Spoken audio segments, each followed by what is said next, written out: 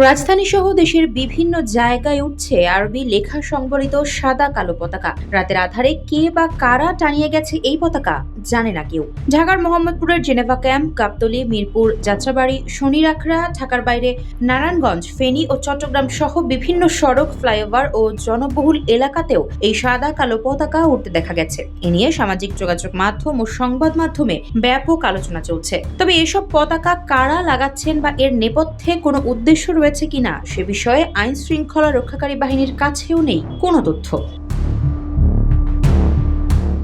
তবে এই বিষয়টি সরকারের নজরে রয়েছে বলে জানিয়েছেন প্রধানমন্ত্রীর তথ্য ও সম্প্রচার উপদেষ্টা জাহিদুর রহমান। জাহেদ জানান, দেশের বিভিন্ন স্থানে আরবি হরফে লেখা কালেমা সহ সাদা পতাকা টানানোর বিষয়টি সরকারের নজরে রয়েছে। এর পেছনে কোনো সুনির্দিষ্ট পরিকল্পনা আছে কিনা তা খতিয়ে দেখা হবে জানিয়ে তিনি বলেন, এটা বিদেশে বাংলাদেশের জন্য ভালো বার্তা দেয় না। এটা সরকার খতিয়ে দেখছে এবং সেটা কেন হচ্ছে, কারণ এটা নিয়ে কিছু কিছু ক্ষেত্রে ভুল বার্তা যাবার সম্ভাবনা আছে গ্লোবালি।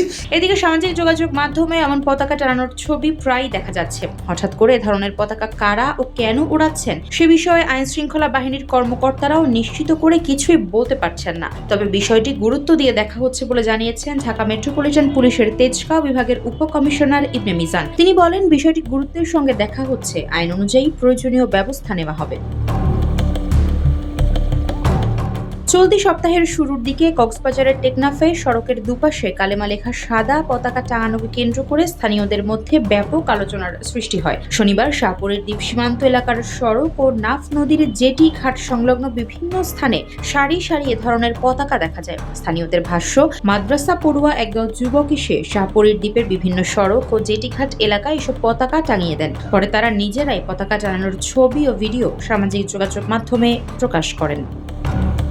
আফসারা নাজ, ইত্তেফাক নিউজ।